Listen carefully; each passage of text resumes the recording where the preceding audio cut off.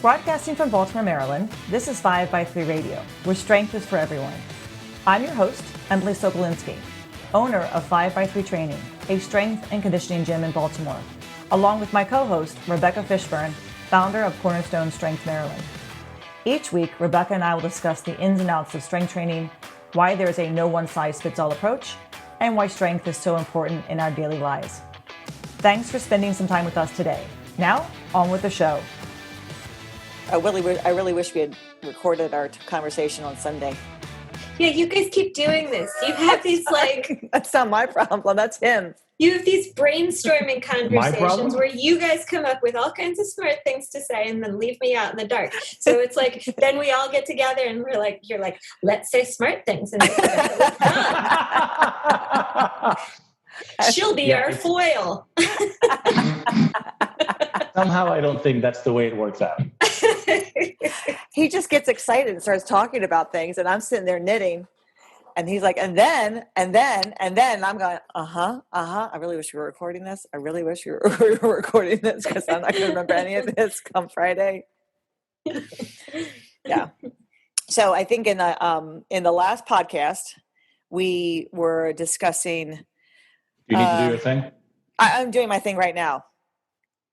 This is the way the thing starts. This is the way the thing starts. This is how we start. It's the lead up to the thing. We just jump right into hello and welcome back to another 5x3 Radio podcast. We are here again with Diego. This is our I third think time. A permanent guest at this point. At best, a summer guest. Once September rolls around, we lose him. Or the topics get boring again. Boring topics, so he's not going to join us then. But he's back again for another question from a listener. And this one, I think we spoke about at the end of the last podcast, what we would talk about. And it was a question from one of our listeners in Texas about RPE. You mean auto-regulation. Auto-regulation. And he said, you and Rebecca mentioned RPE in a couple of your June podcasts, kind of off on the side. And he wanted to basically get our take on what does RPE mean for you? This is what it means for me. And he kind of gave me his, his email was just like how he regulates himself. But for many people, what does that mean? There's been a lot of, talk about RPE over the, I don't know how many years now. And we've never really discussed it because it's just not something that, comes up in casual conversation while we're talking about things.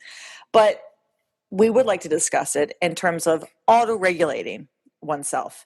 And how does somebody learn to do that when, as Diego and I were discussing on Sunday night, without a coach, when they don't have somebody who is there watching their reps, watching their sets, and helping them to kind of regulate themselves, how to help them with their programming. How does somebody who doesn't have that person, or perhaps even has an online coach, so someone who's not watching them, in real time, but after the fact. So they're training on their own, they're videoing for their coach, but something's going on with their training that week, that day. How do they now decide what to do? If something the program's not going as it should, or the training day is not going as it should, let's say, for what's programmed. So I think, is that kind of where we're thinking of going, Diego? I think that the conversation that Rebecca was not party to. Sorry. Yeah. I'll see if I can read your minds. Sorry, Rebecca. I proposed two restrictions for this conversation. Yes. One, which you just mentioned, is whoever we're talking about is somebody who is not training under the real-time supervision of a coach. So let's rule those people out right now for the purposes of this discussion. And also, I propose that we rule out novices, whatever that means. Yes. So I don't know what definition we want to use of novice, but I don't know. Let's arbitrarily say anybody who's been training less than a year, just some arbitrary cutoff. And I propose that we use those two exclusion criteria because if somebody's training under the direct supervision of a coach, it's probably the coach's job to manage their training, their load, their volume, whatever. So that's not auto-regulated anymore. It's externally regulated, so it's irrelevant. And the novice exclusion, for two reasons. One, I think because if we don't exclude novices, we're going to get hung up on all sorts of things that are not productive discussion. And also, honestly, because I don't think, at least Emily and I, do not give any sort of auto-regulated programming to rank novices.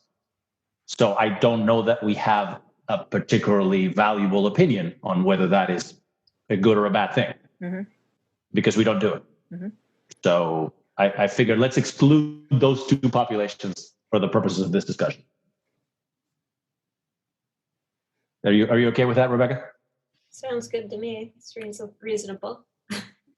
So basically, we're talking about an intermediate or beyond lifter who trains who coaches themselves, or at most has an offline coach. By that I mean a coach who may be providing feedback, not delayed feedback. Right. So actually, ironically, like an online coach. Ironically, an online coach. Yes. Yeah. Okay. And you, and this is something, I mean, I don't have currently I don't have any online clients. I do have somebody who's starting with me. The gym does. The gym you does. Personally don't. I personally don't. My clients, my coaches do. My coaches have this would be the right opportunity for you to plug the 5x3 online coaching services. But I wanted to turn it over to, I want to ask Rebecca, because you do have quite a few. You have quite a few online clients. And, we were just talking actually even earlier in the kitchen about one of my clients I do see in person. How do you I'm jumping ahead of myself, and you can stop. Yeah, let's start. I'm jumping ahead of myself, but I do want to talk to you about how you personally maybe help your clients auto-regulate themselves. Those who have been with you for a long time. Why don't we start by talking about I'm jumping ahead. Why one would want to do that as a lifter, or why one would want to do that as an online coach? Right. That might be a good question for Rebecca. Yes. There we go. Are you starting? Like, why auto-regulate? Yeah, why auto-regulate? Especially for someone for you who does coach quite a few online clients. Why is auto-regulation a good idea to teach your lifters who you don't see in person? Yeah. Well, I mean, I think if you have a lifter and you set them up with a program and they miss a rep, like even in an LP, right? There's usually some guidelines, even if the lifter isn't with you, about what to do with a missed rep. Like go back and get that missed rep, and then repeat that weight, add your certain amount the next time after that, so on and so forth. Like, you want to have some kind of guidelines in place for your lifter if you're not there to tell them what to do in the moment, whether that's a missed rep, whether that's a set or a workout where things feel off, and something that should be a relatively easy volume day feels really grindy and terrible. So RP is just like a convenient way to try and have a common language about situations when a person might need to make some changes in the moment. Like you're watching the lifts, you see them over a couple of weeks, you see that the lifts are getting heavy. Maybe there's, really slow fifth rep. Maybe, you're expecting that something's going to need to change. But you're going to see maybe they've got one more week or something like that. But, if you get a confluence of factors like lack of sleep, poor nutrition, lots of stress, something that you think might be a difficult top set ends up being something that's almost impossible for them that day. So you want them to have some kind of guidelines about if that situation arises, like when do you decide to call the set, or so when you decide to call it and not push it to the point where something unfortunate would happen. But are you doing this with your lifters who've been with you for as Diego says, like these are not novices. These are people who have been Yeah. training with you for a while. And do you put that in place in their, I mean, on the log that you share with them or the email, or how do you, I mean, you've instruct them, this is your program for the week, or this is what we're going for if this should occur. I mean, is that a program? Is that just notes? How do you teach them? I mean, that's sort of like in a similar way to like if you had somebody and they knew if they missed a rep in a set that was supposed to be a set of 15, that they would come back and after they were done and do a fourth set to make up that rep. So they still got their 15, but it wouldn't be in the conventional 3 sets of 5, say, while it's on an NLP or, maybe even at another point in their programming. So kind of just similar guidelines in terms of RPE if it's a lifter that, so I set that up ahead of time. Sorry. Gotcha. Yeah. So they're aware. They're parameters, right, like ahead of time. Yeah. Right. Like you'll say to them, okay, this is, maybe even say, I want you to get anywhere between 1 to 3, like top, weight at this top set, let's say. So they're supposed to hit like a single, or they can meet, if it feels good, maybe they'll do a double that day. And then maybe I'm like talking about like a squat. I mean, you set that up for them in their programming. It's already kind of there for them. So they know they're supposed to hit X number of reps, and they have this, they have these reps to kind of go between.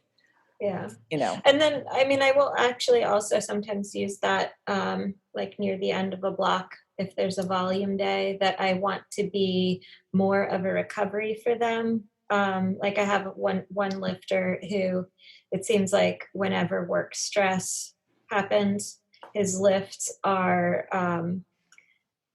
kind of unexpectedly difficult and the RPE is high. And so, there are multiple ways that I talk about RPE with people, and I have a couple different charts that I use. Some of them have to do with, straight up reps left in the tank. Mm-hmm. How many more reps could you do? And that, if you maybe have one more, then that's like 9.5. If it's something you're not even thinking about, then it's, like it's a 6 or a mm-hmm. something. If you could, so there's reps left in the tank, but there's also like form deviation, RPE, right? So this one particular lifter will sometimes do squat in particular, where he won't necessarily feel like it's that difficult, but it's the form is so off, like the left knee caves, the whole system sways. Like he'll tell me it wasn't difficult, and I'm like, the possibility for injury with that form is pretty high. So like as far as form goes, form RPE, I say that's a 10. I'm not concerned about your actual internal rating of perceived exertion. Externally, I'm looking at that, and I don't want you to do another rep because you looked like you were about to fall over. So, but that's something that you're doing after the fact. That's not in person. Yeah, right. So with that lifter, he's videoing, he sees them, he knows what to look for. We've had these conversations multiple times. He can feel when these things are happening. And so he's got guidelines about that. And we've talked about RPE in multiple ways, like not just how he feels while he's in the lift, but, when he's watching the lift, that's maybe more of what you would call like the coach's RPE as opposed to the lifter RPE. So he's learned to read his lifts on video using more of an objective coach's RPE, and can consider them in terms of form deviation.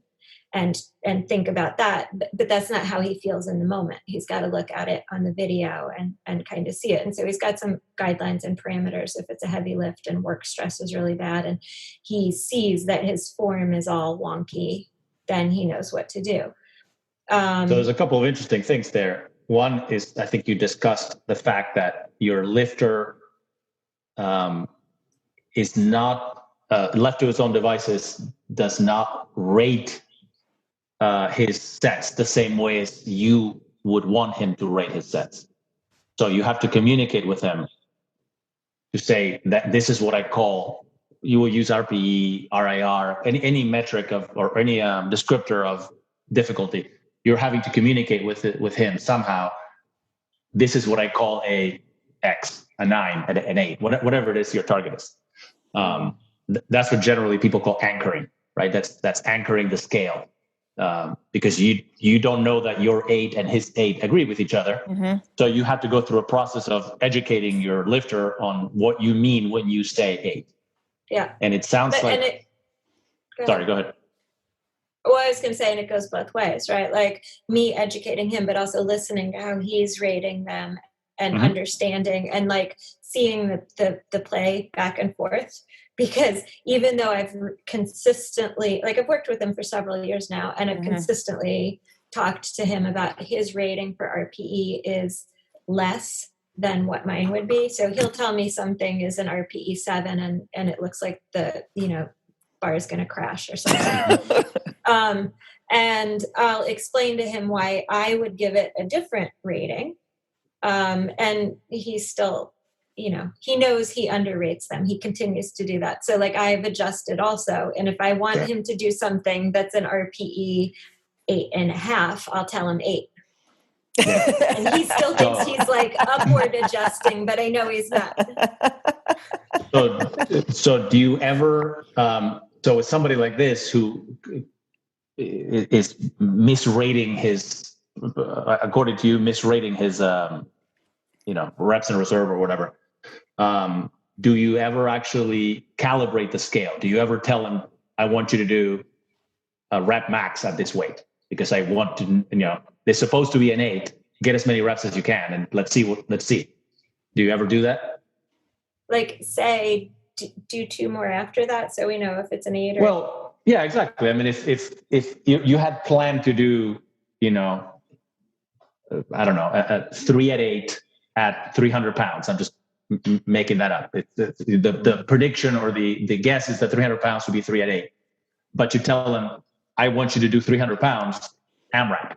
Do you ever calibrate the scale? Yeah, no, not with this particular lifter, because when he gets into what I'm describing or what I'm thinking of as an RPE 9, the form on those is deviated to the point where I'm concerned about injury risk. Yeah, so it wouldn't be safe to do that. Yeah, not with this particular individual. I wouldn't be, or at least not with whichever lift you're discussing. I mean, maybe if you're having the person do chin-ups, maybe the risk of form deviation resulting in injury is much lower. So maybe not worried about that. Like you don't make it all the way up to the bar. Who cares? Right. Yeah, exactly. So maybe would you calibrate the scale there? I mean, that's a good idea. I don't know. I don't know about the translatability. I could try it. I could see. Oh, well, no, I don't think it would translate to like squats, but at least you would have a proper scale for chin-ups or whichever thing you're testing with. I'm just curious because and actually, I mean, like the chin-ups kind of do end up being AMRAP to fail. Because I'll say, okay, that set of 10 looked good. Let's try it with a weight next time. See how many you get. Yeah. Because that's obviously one of the potential issues with deciding load or reps or sets based on perception is whether or not that perception is accurately calibrated, right? So that's something that people are concerned about. And obviously there's some literature and stuff at this point, which is partly why I wanted to exclude novices, because novices have no idea how hard things are. Right. Everything's hard. Completely expectable, and therefore we should not worry about that. Yeah. So you've described so far a use of RIR, RPE, something like that for the purposes of keeping your clients safe, I guess. That's basically what you seem to have described. You're concerned with the form past a certain RPE. Yeah, I mean, like that would be one instance or one example that kind of maybe more pertains to the intensity day. But sometimes if someone like an online lifter has been experiencing a lot of additional stress or poor eating or something, and I want their light day, not to be a whole crap ton more additional stress, I might say like, okay, your heavy lift this week was your Monday heavy lift was more challenging than we expected. And the light day, we don't want that to be even more taxing. So I might do something like that, auto-regulate on a day when a lifter, or in a week when a lifter is experiencing significant stress or impaired recovery. I might have them. And what are you regulating? The load, the reps, the sets, all of the above? Usually the load. Like I would generally keep the same rep set scheme. But if they do their first prescribed, kind of like you would do in the gym when somebody shows up at the gym and they do the weight that is set on the program and just things are wonky, right? But I'm not there to look at it and say that looks wonky. So if they're working on their own and things feel wonky, let's pull it back a little bit. So, maybe you do the first volume set, which ideally I would say would be around a 7.5 for a volume lift, for 5 sets of 5. And if that ends up being like a 9 out of the blue, take some weight off. Find something that's not, and again, I think like sometimes that depends on the lifter. If it's the lifter that has significant form deviations when the RPE is high, I don't want to chance it on a volume day. When they could just pull some weight off, get a little bit more recovery that week, and then come back at it the next week. The reason I ask is obviously if not the originator, I think the originator, certainly the most prominent early user of RPE for the purposes of programming strength training, powerlifting, is Mike Teixeira. And the way he would originally use it is he would use it as a gauge of readiness, but then also primarily as a way to modulate training volume for the day, not training load as much. Yeah. So his early stuff is, but you're only doing 3 today because you hit RPE 9 on the 3rd. Yeah, normal he would do like pretty common early Mike Teixeira strategy is you do a set at RPE whatever the prescription was, 8, 9, whatever, and then take X% off and keep doing sets until the RPE rises back to the original prescription. So that would just auto-regulate the amount of volume. And obviously, if I take a bigger drop, I'm going to do more volume. If I take a smaller drop, I'm going to do less volume. But regardless, it's going to control the amount of volume that I do without changing the load. So there are different ways of doing this. So I was curious as to how. Sounds like you primarily allow the load to vary. Yeah, I actually have done both, because like some of the times, especially on the back off sets, like if somebody gets a top heavy and then they're going to do 3 sets of 2 at a percentage as a back off, but they start to get up into the 9.5 range. Okay, you're done. Call it for the day. Move on to the next lift. That's sufficient. Move on. Yep. So I have actually done both, but I didn't really think about it that way. Yeah, and I would say that that's what happens in the gym setting where you actually being coached. Usually somebody's watching that set and they're going, you know what, that one got really slow. Maybe just stop. Yeah. We also know that there's, in trained, experienced lifters, pretty good correlation between bar speed and RPE. Reported RPE. It's obviously not perfect, but it's reasonable. So it's a cheap substitute for velocity measuring device, which is an entirely other can of worms, right? Okay, that's interesting. You've been very quiet, Emily. I've just been listening to the conversation and taking it all and thinking about. Yeah, like you guys had the conversation, then you put me on the spot. No. But the thing is, it's no, we were giving you an opportunity to shine, Rebecca. as I said, yeah. we I have just woke online, up. clients. I don't personally have any online clients. I will be working with someone soon, but um, so all my work is done in person with people who I can see, immediately how to help them regulate their training, especially my lifters who have been, and I do it with my novice lifters. They don't know what that's called.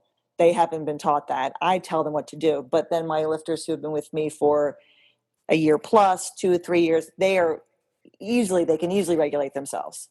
I can give them a program, and I can give them a guide, and they hit those numbers as the program calls for. I don't need to hold their hand doing it. Whereas, my newer lifters, I do it. That's why we're not talking about novices. Those people are just told by me what to do. But I want to talk about now what happens. How do we help people who don't have coaches, either online or in person, who are training at home on their own? And these are the people who are asking questions on, like, the Facebook page, right? They're asking questions on powerlifting pages or starting strength page or whatever the page is about. I did this, and what do I do now, right? And they're getting all this feedback from various people. How do we help those people who maybe these people have been training for a while, but they've never had a coach, or maybe they worked with one for a very short period of time and they never got to that place where they needed to learn how to auto-regulate their own training.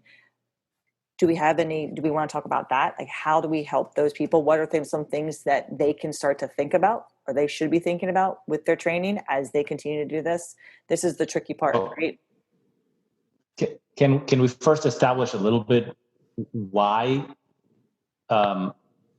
So we jumped into discussing, I guess, in particular, Rebecca's practices with her online clients. I think why should we do this? But both you and Rebecca used the word. Well, I give somebody a program, and so it seems like the alternative to auto-regulation is, because that's what I would like to understand. It's like, do we have to auto-regulate? And if not, what is the alternative?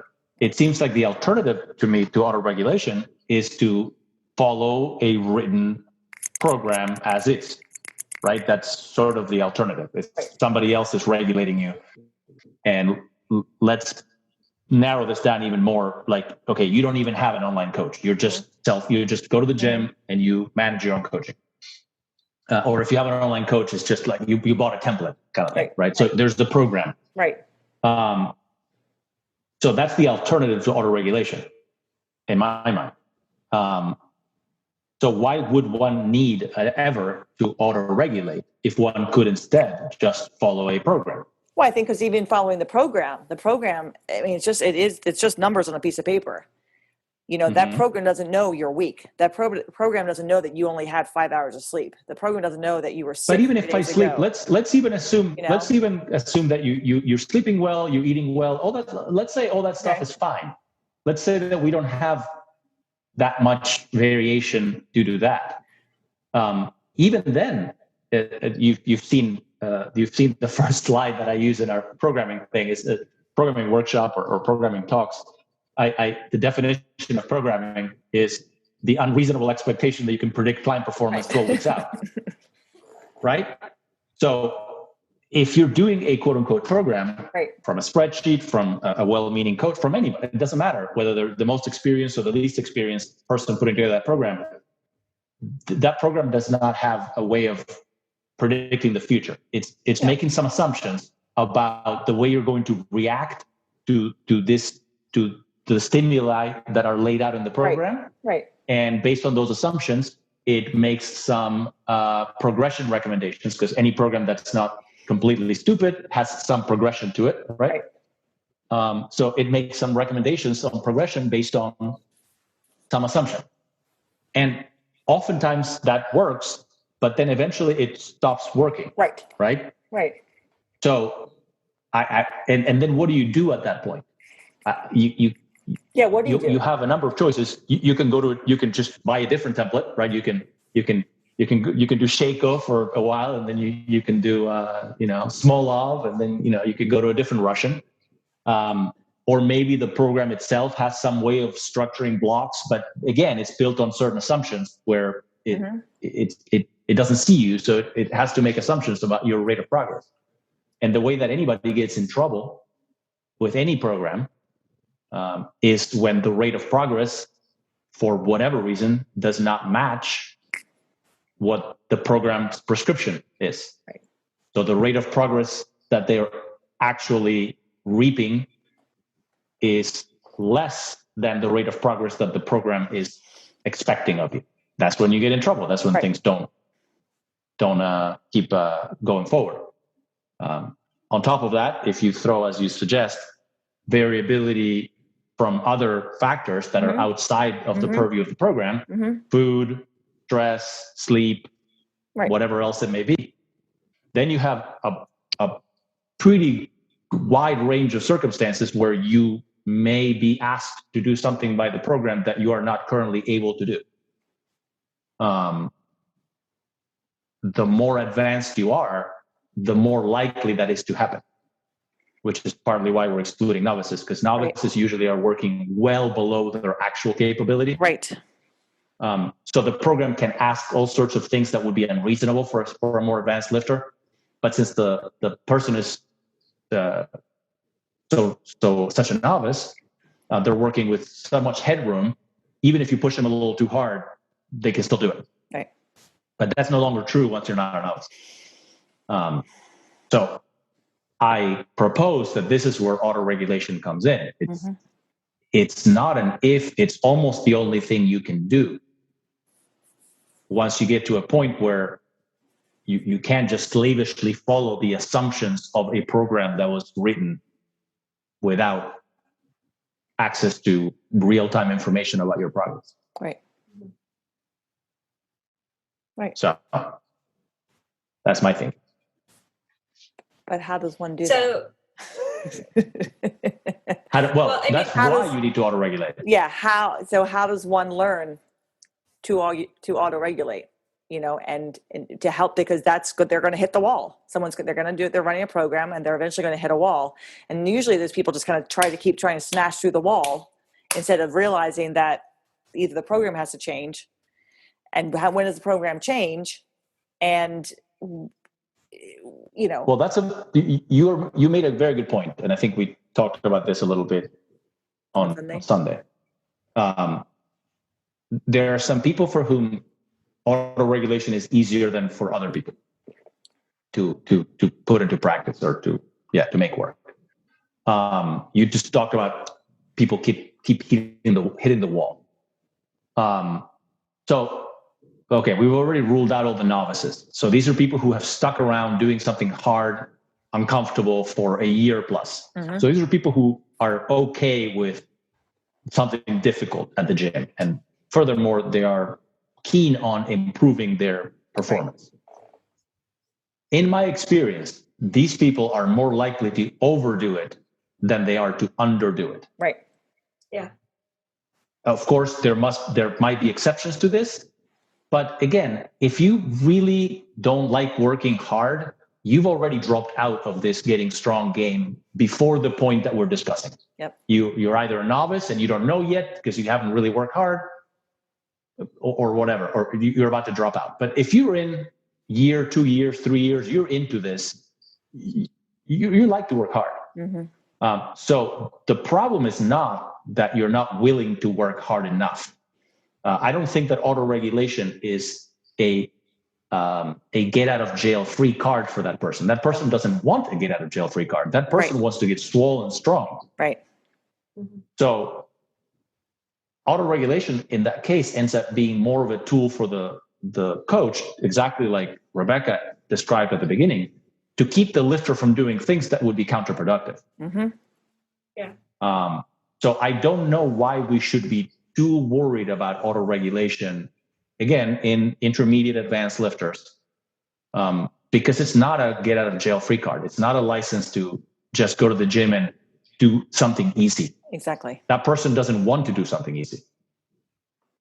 That's not a problem we need to fix. Yeah, you're trying to teach the person how to pull back, and learn when they need to adjust, when they need to adjust, when they need to adjust their volume, adjust their load, because they're starting to like I said, they're starting to hit the wall. And you just can't keep eventually adding 5 pounds and keep thinking you're going to do a set of 5. It doesn't work like that. That's the person who, that's what this is for. The person who wants to, as Diego said, wants to be stronger, wants to continue to improve, but isn't sure, gets to a point where they don't know how to go from point A to point B to point C. They get to B and now they're stuck and they're still at B, and they can't break that wall to get to C because they're still trying to hit sets of 5. Yeah, this is for the person who has gotten themselves into a situation where they're constantly working to failure. Exactly.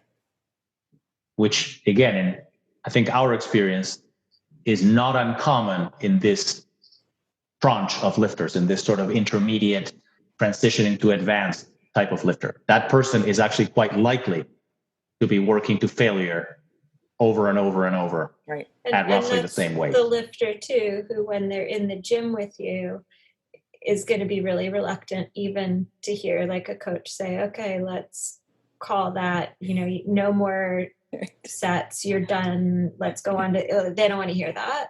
Yeah. But they're not going to generate that message internally. They need to hear it from somebody from the outside. And if they're lifting by themselves, if they don't have a coach to tell them that, then how do you learn to do that on your own? Yeah. Because the lifter that you're describing, the one who's maybe like 2 years in, he's like, no, this is what the program says. Yes. And this is what I have to do. Yes. And so there's like a learning process there too that needs to happen about when it's okay to pull things back, that it's not get out of jail free. No, but it's also, I think it also, to me, this sounds like, it's hard when when you're running a program and the program stops working because the program's not going to last forever. And if you don't have a coach or someone to guide you, you don't know what to do.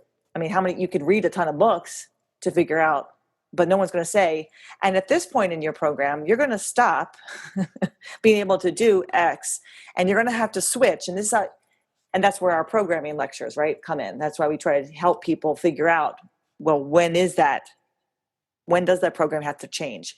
That's kind of part of this auto-regulation, is acknowledging that I've run this as long as I can.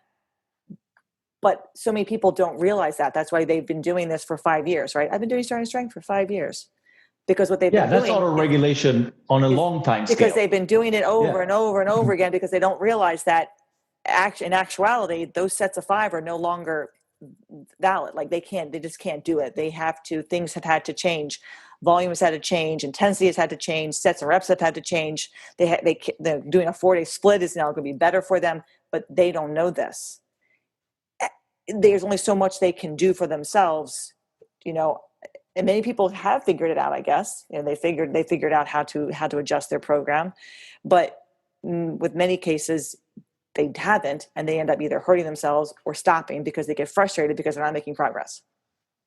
Am I right? Or because you are. And I think you're describing auto-regulation on a long time scale. Right. That either wholesale changing from one program block to a different program block, or a slowly evolving and adapting program. Whatever your programming style is, you can think of that, if you're doing it for yourself, as auto-regulation on a long time scale. And I don't think anybody has a problem with that. I don't think anybody gets hives when that is mentioned. Right. Unless somebody is, switching programs every week, which doesn't count, because usually training programs have longer time horizons. Right. I think where people get hives is where the auto-regulation is at the intra-session level. Mm-hmm. Because even in the session-to-session level, there are, or week-to-week level, right? There are many programs that have built-in mechanisms for estimating how you should progress, either from one block to the next. Maybe you do a block, and then at the end of the block, you test your maximums, and then you apply a percentage for the next block. Or maybe you do some sort of rep test, and based on the number of reps that you get, you use an adjustment for the next week or the next block. Right. There are many such strategies, and some people like them, some people don't. But I don't think anybody gets into their panties in a wad over those. I think it's the intra-session. I say that so much. Auto-regulation that people get really upset with. Yeah. Okay, so explain why. Oh, I don't know why, but I'm just describing what I observe, right? I mean, wouldn't you agree with that? I don't think that people are super upset about, like in Jim Wendler's 531, you do, there's an AMRAP set, and you kind of use that AMRAP set to calibrate the incremental loading, right. Whatever. And I don't think that gets people very upset on the internet. But when I see people discussing intra-session regulation, primarily based on RPE, RIR, whatever you want to call that, or honestly even velocity-based training, that gets people much more upset. I think that for the RPE, RIR is the certainly in the RPE is the perceived exertion, right? The fact that there's a perception in the name of the technique, which is why I was asking Rebecca about whether her lifters ever calibrate their scale, because I think the concern is that is the scale going to be accurate enough so that the modification that you make ends up having a positive outcome, as opposed to the estimate is so far off that the modification that you make is detrimental. I think that's the concern, right? Yeah. Like that it becomes like too easy. Correct. Yes. Now, again, in my experience using forms of auto-regulation with lifters, my experience has been the opposite, that if anything, it becomes too hard. Mm-hmm. So if I tell somebody to do it 3 at 8, so I should say again, we're talking about people here who are not a novice, and they're trying to get stronger or bigger. Mm-hmm. So they're actively trying to get better at this. So the bias in the program should always be for progression, right? So what I tell somebody is, if all things being equal, add weight, right? But what I'm telling you to do is, let's say 3 at 8. And they're going to base that on the last week's 3 at 8 and how they're feeling today. Now, not how they're feeling as in, this abstract sense of how I'm feeling as a human, but there's going to be structured warm-ups that are going to lead up to this 3 at 8. And we're going to kind of check in on each one of those warm-ups to see how that quote unquote felt, in terms of, was it in line with the level of effort that I think it should have been? So again, if you go back to Cher's initial methodology for this, which has changed over the years, but it's still reasonable.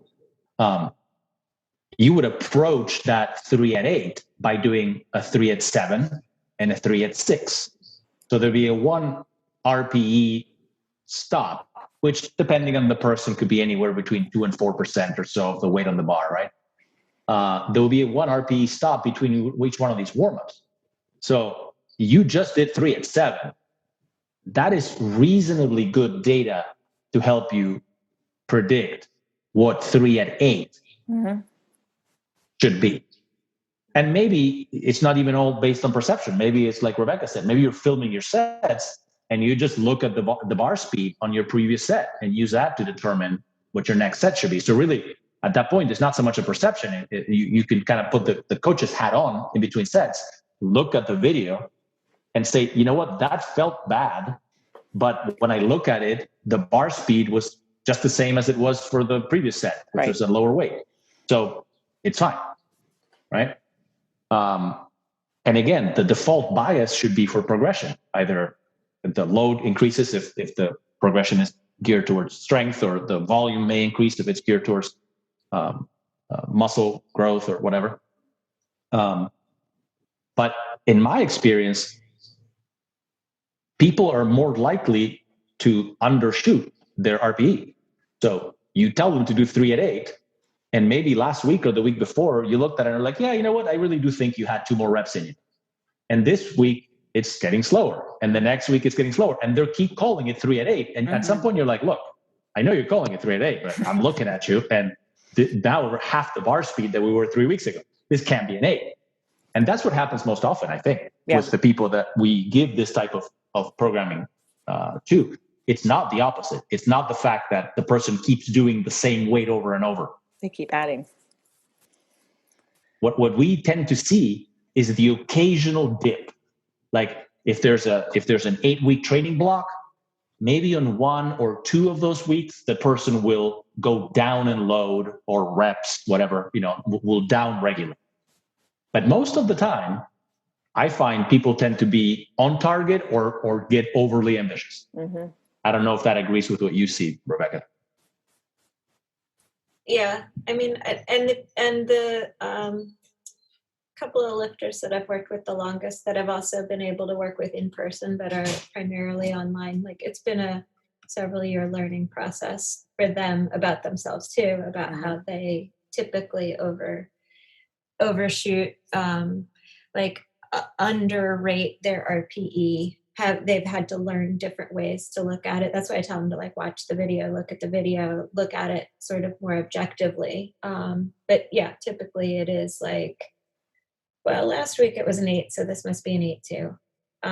Even though when you watch on the video, it's I don't know, the bar comes off the shins a lot more on the deadlift, or rolls, whatever it is. The system sways while they're squatting, something that they can see that doesn't look right, that they need to learn also is important information about how to understand RPE, bar speed, form deviation, in addition to just that felt heavy, or that felt like crap, or I didn't want to do it, but I did. So it must have been a lower RPE than I expected because I did it. Survivorship bias. Yeah, it's a survivorship bias. I finished the set, therefore it must have been an 8. Yeah. Yeah, it's such a... obviously, Diego was like, RPE, I didn't want to talk about this, people are blah, blah, blah, RPE, screw your feelings kind of thing, but that's not what we're talking about. I mean, we're not talking about screwing your your feelings. It literally has to do with, the weight on the bar today it's not the same weight as it was last week. You change week to week. We change week to week. I mean, things happen week to week. It's especially as you get, more and more into this, as the weight gets heavier and the volume increases. In the beginning, everything feels heavy. You have no idea what you can, what you are capable of doing. By the time you get a couple of years into this, you are more aware of what you're capable of doing.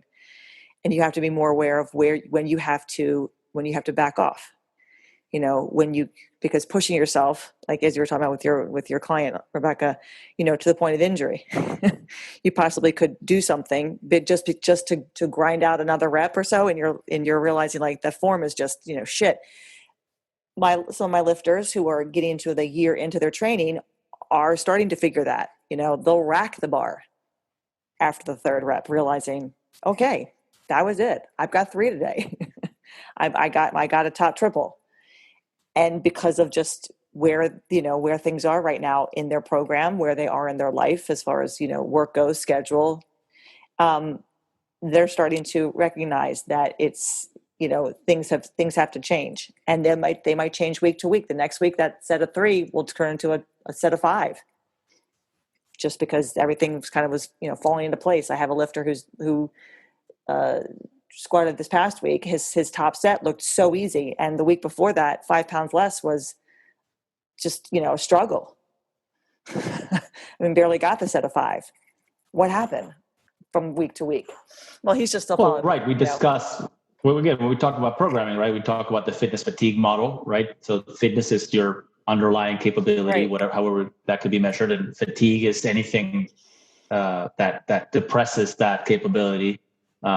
And the combination, the sum of those two is your performance, right? So your performance is your fitness minus your fatigue. I'm being very loose with terms here, but that's roughly how that goes. And the fitness depends on a number of things, many of which are relatively slow moving, but some of them can be a little quicker moving. And the fatigue depends on a lot of things, some of which can move very quickly. As Rebecca was saying, like if you didn't eat or didn't sleep properly, your fatigue can be rather high very quickly, right? It can change day to day. So your ability to perform has a range of variation. Obviously, if you're very strong, you're going to be pretty strong even on a bad day, and you're going to be really, really strong on a good day. But there's a band of performance that you can expect to see, performance variation that you can expect to see day to day. And it's perfectly reasonable to expect if you're going to squat 400 pounds for 5, it's perfectly reasonable to expect that some days 365 for 5 is going to be really damn hard, right? So maybe there's a 10% band or 5% band, whatever it is, that you can expect to happen. And the other thing I think we have to consider is, which I think it gets combined to create this acrimony against autoregulation. Yes, there has to be progression, right? There has to be progressive overload, whatever that means. But that progression is a consequence of your increased ability to perform. Is not necessarily the cause of your increased ability to perform. So if I am stronger, I can lift more weight. It's not that I need to lift more weight in order to be stronger. That's obviously, it can be seen most clearly at the 1 rep max. If I am stronger, I can squat a bigger 1 rep max. In order to increase my 1 rep max, I don't need to squat 5% more than my 1 rep max. That is a logical impossibility, right? So obviously, it's a cart and horse situation. You get stronger, and therefore you can perform better. So then it becomes a question of what gets you stronger. Right. What is enough stimulus to get you stronger? And it's easy to confuse the situation from a novice to not a novice.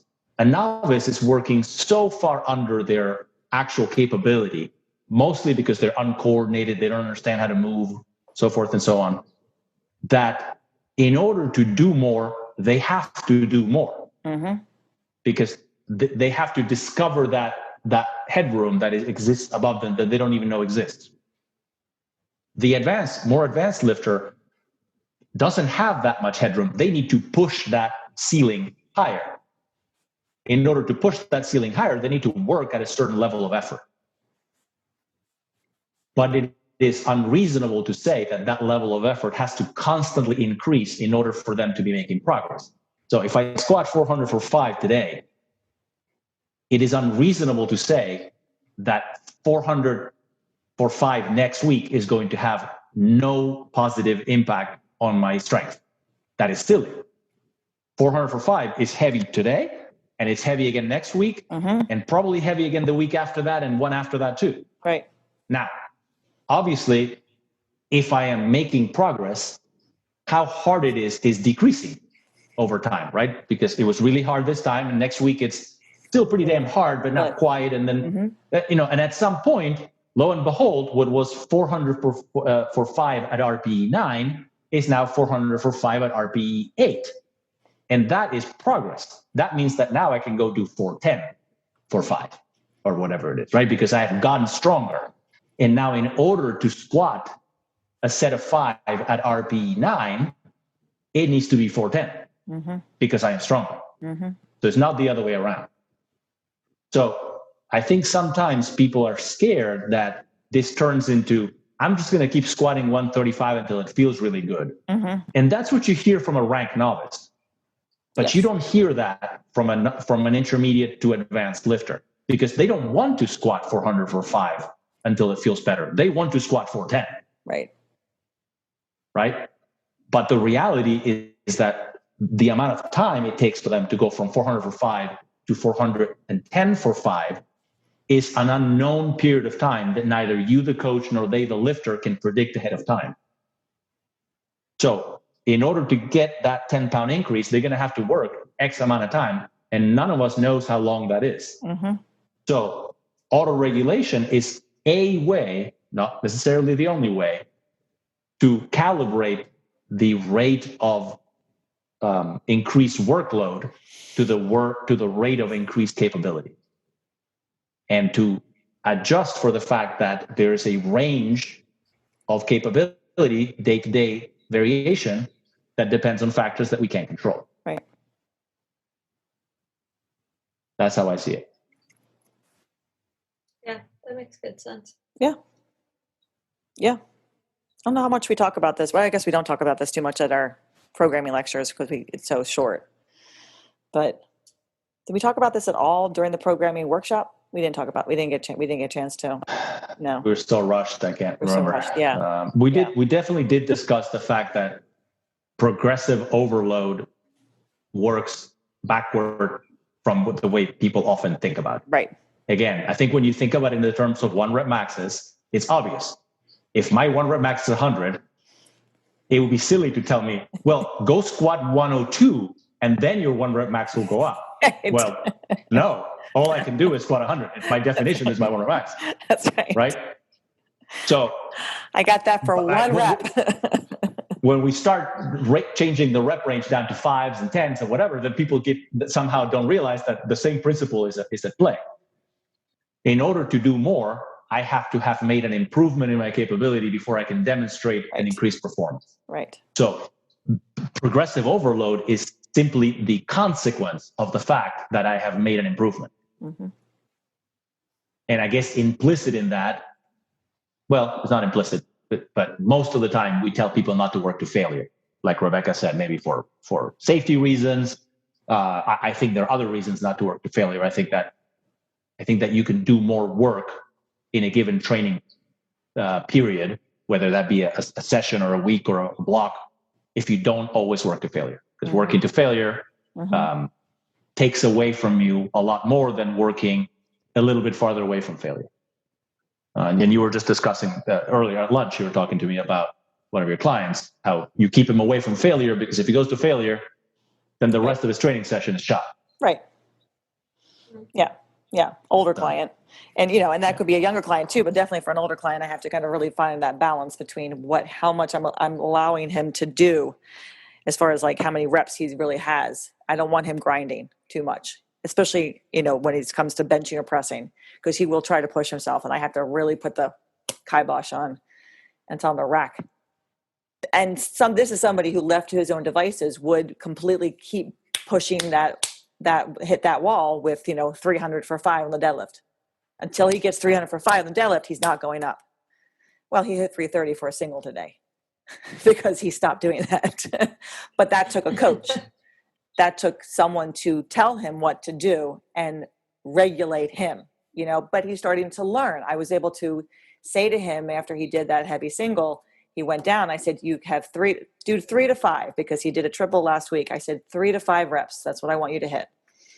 And I said, he goes, I know, you taught me well. I'm not going to push myself to failure. I'm not going to grind out a 5th rep just to get that 5th rep. And sure enough, I watched him from across the gym, hit 1, hit 2, hit 3. He went for the 4th one and he stopped. And I just couldn't, it was perfect, because then he saved himself for that next set that he had to do with a little bit lighter weight. And he flew through that and then moved on to his, his squatting. This is a 72-year-old man, right? This is not a 25-year-old man that I'm working with. But he's someone who is starting to understand where we are going with his program, where we're going, how much better he is at those other weights. It's not looking at where the weights are now. He's looking at just how he leads up to that, what he's able to do now, where as Diego is saying, he's made progress because now he's hitting, heavier weights, but it's the weights that he is now hitting after that really means more because he's stronger. Weights that were 10s are now 6s, 7s. But that took time to get that into his head, to help him understand how we're progressing his training and how he's a part of that. And he has to learn to work with himself. And it's made all the difference in how he trains because he's no longer, frustrated. There's nothing that frustrates him. He wants to do well. He's that person who wants to be bigger and stronger at 72. He wants a 225-pound bench. He said, actually, if he could just bench 160, he'd be happy. That's his goal. He wants to be able to do more. So learning to being able to teach him how to, learn to work with himself week in and week out. There was a week where he had a really rough week. Squat was off, bench was off. He threw his hands up. It was like he still got the work in. We still got the work in. The next week, everything was, was perfect. Was great. He doesn't get upset anymore. He's learned for himself how to deal with his own training and how to deal with his weight week to week, and that there are going to be weeks where it feels really heavy, and the next week it doesn't feel so heavy, and then next week he's ready to go up. So, perfect example of that. But he had to learn that. And that's something that is difficult for someone who's, and he's not been lifting for quite a year yet, but he's done CrossFit in the past at 70. Yeah. So he knows that. But this is, but he's going to be a very good lifter and, he is, but give him another year or so and it's where he's going to be will probably be pretty remarkable because he's just already starting to be a much better, trainee when it comes to his own training. So I mean, like if you're training to failure, right, that's less like Diego, you're saying, like the thing that gets people concerned about RP is the fact that it is subjective, that it's perceived, right? So the more, to failure is objective. You can't do anymore. You've completed the maximum amount that you're able to. But if you give people more different ways to consider rate of perceived exertion rather than just like how it feels, right? Like if you can show them on the video, like they look at the video, they get sort of more of a coach's eye view and consider things like bar speed, form deviation, any sort of like physiological signs that they might observe. Like if their face is beet red and their eyes look like they're going to pop out of their head, well, okay, that's a 9.5 or probably a 10.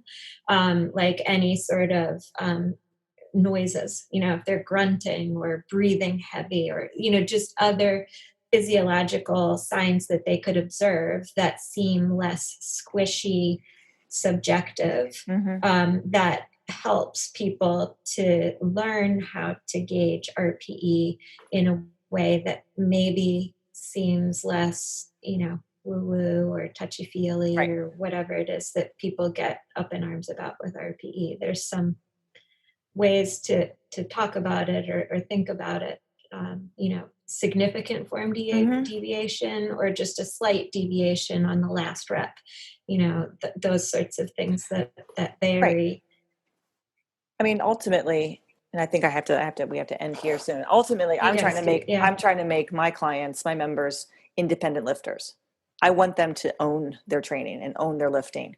And this is a big way. This is a very helpful way to help them be able to regulate their own training in my gym and outside of my gym and on to life, because eventually even if they're training with me for years and years and years, I want to be able to see them adjusting themselves and knowing that they are now learning how to continue to get stronger, improve their lifts, improve their technique, because of what we've taught them.